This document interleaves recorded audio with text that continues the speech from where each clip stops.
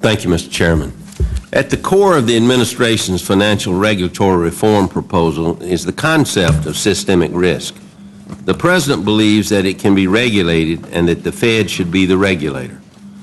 But as we begin to consider how to address systemic risk, my main concern is that while there appears to be a growing consensus on the need for a systemic risk regulator, there is no agreement on how to define systemic risk, let alone how to manage it.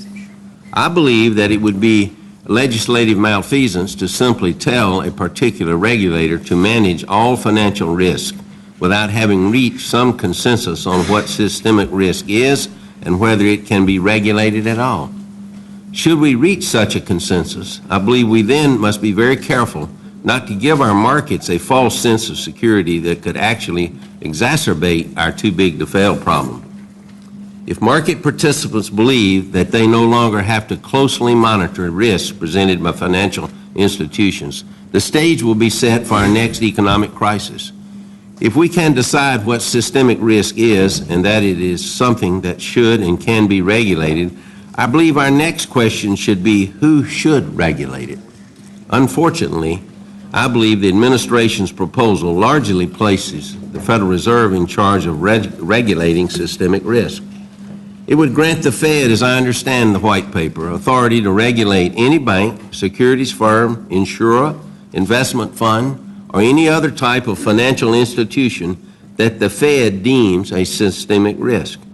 The Fed would be able to regulate any aspect of these firms, even over the objections of other regulators. In effect, the Fed would become a regulator giant of unprecedented size and scope. I believe that expanding the Fed's power in this manner could be very dangerous. The mixing of monetary policy and bank regulation has proven to be a formula for taxpayer-funded bailouts and poor monetary policy decisions. Giving the Fed ultimate responsibility for the regulation of systemically important firms will provide further incentives for the Fed to hide its regulatory failures by bailing out troubled firms. Rather than undertaking the politically painful task of resolving failed institutions, the Fed could take the easy way out and rescue them by using its lender of last resort facilities or open market operations. Even worse, it could undertake these bailouts without having to obtain the approval of the Congress. In our system of government, elected officials should make decisions about fiscal policy and the use of taxpayers' dollars, not unelected central bankers.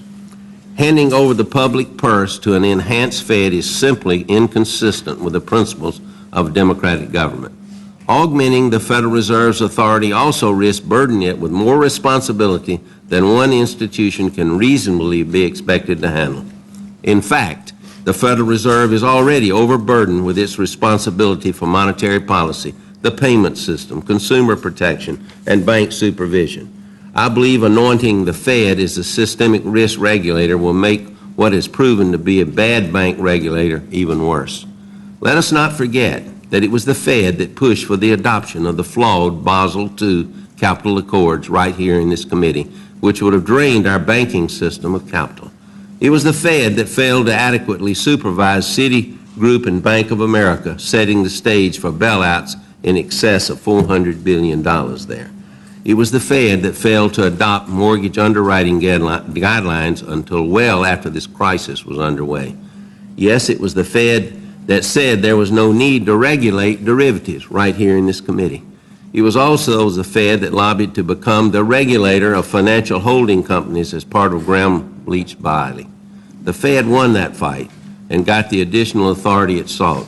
10 years later, however, it's clear that the Fed has proven that it's incapable of handling that responsibility. Ultimately, I believe if we're able to reach some sort of agreement on systemic risk and whether it can be managed, I strongly believe that we should consider every possible alternative to the Fed as a systemic risk regulator. Thank you, Mr. Chairman.